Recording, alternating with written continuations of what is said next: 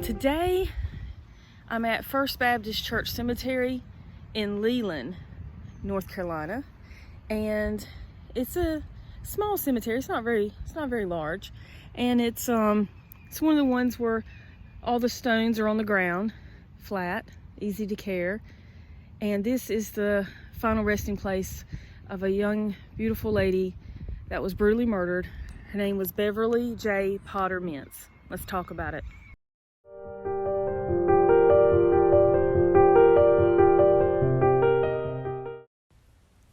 So it was February the 23rd, 1987, when Lorraine Potter decided to stop by her daughter, whom she called Jaye, her daughter's house in Leland, North Carolina. It was a small home, and Jaye shared it with her cousin and their children. Jaye had two small little boys.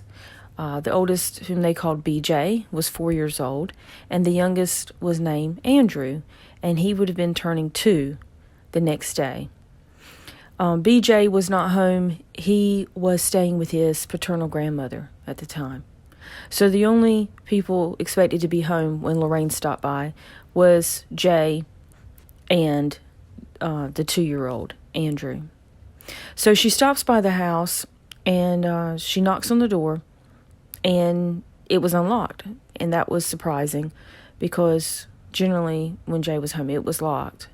And so she opened the door, and when she opened it, she could hear the baby, I'll say the baby, he was 2 years old, crying in the back of the house.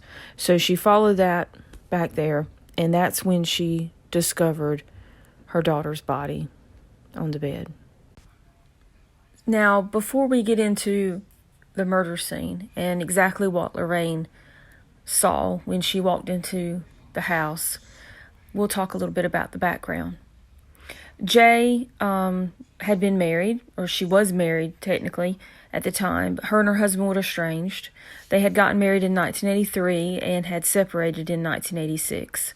Her husband had a solid alibi. He was not even in the country. He was in the army, and so he was stationed in Germany. Now, Jaye had began dating again. She was dating a local restaurant owner. He owned the Hong Kong restaurant in Wilmington, and his alibi checked out.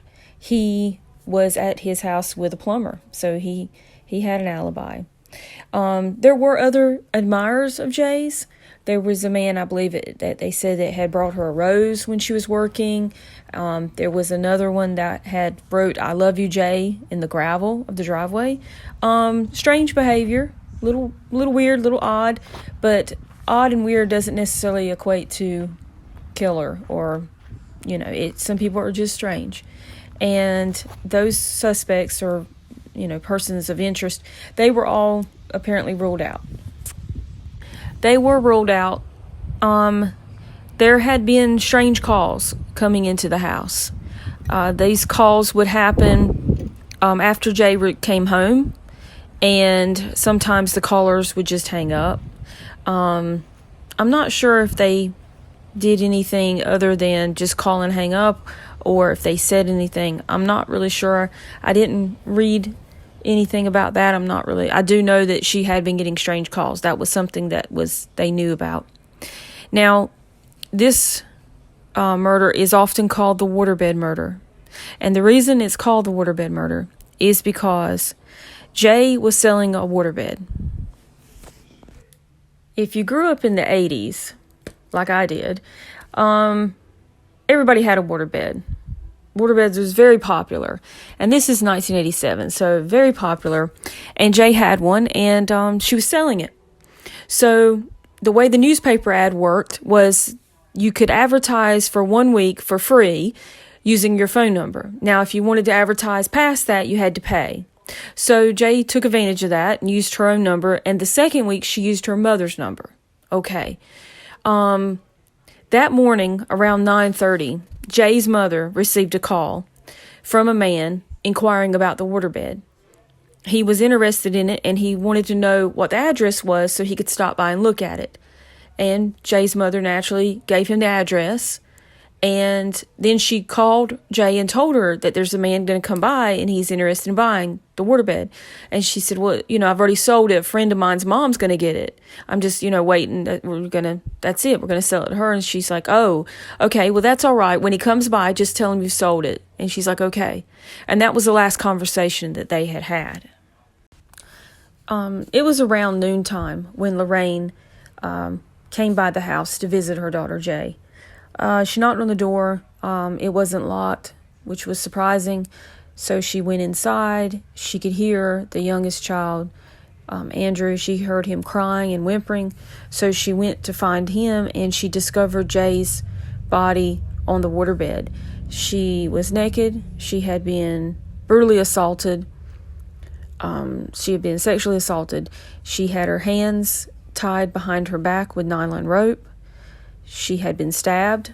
She had 8 stab wounds. I think her stab wounds mostly in her chest. And she had a pillowcase over her head. Lorraine, instinctively, she grabbed the pillowcase, pulled it off Jaye's head, and that's when she discovered how bad Jaye's throat had been cut. A lot of blood. A brutal, absolutely horrific scene for her to see her daughter in that condition, in that situation. She grabbed the grandson and ran out the house. She ended up running next door to a business that was a florist, and from there she called emergency personnel. I won't say 911 because I'm not sure we had 911 back then, but regardless, she called the police and emergency and paramedics. Everyone came, and that's when they started to try and do an investigation and find out who could have done such a horrible crime. So the police arrived and began the investigation. They found a clipping of her waterbed ad with the ad circled in the house. That was a clue of evidence that they found. And I do believe they think, possibly, that they do believe that the killer left that there. Now, does that mean that the killer was the person that was coming to buy the waterbed? Maybe. Don't know. He came in through the back door. The little boy, who's now an adult, he could tell his grandma some things. He said he was a white male, forced his way in, that he had a knife. So they knew that he brought the rope. He came in through the back door, and he had his own knife, which he took with him. There was obviously a lot of blood at the scene.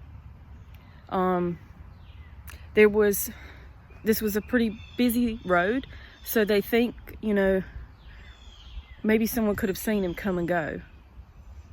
I think they ruled out a lot of people at the beginning. There was a roofing job happening across the highway, but no one over there saw him.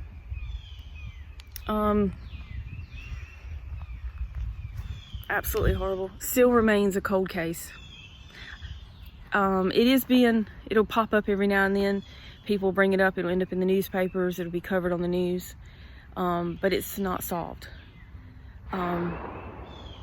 It's still open. The county, the sheriff's department, they still have a number, which I'll put in the description. If anyone knows anything, somebody knows something. There's no way that this is going on, and that someone has to have seen something, knows something, always. Jaye's little boy that was present during her murder, he was able to tell that this wasn't a man that he recognized. This was a white male, that he had a knife. He forced his way in, and he had to see that. And he told his grandmother, mean man hurt mommy cry.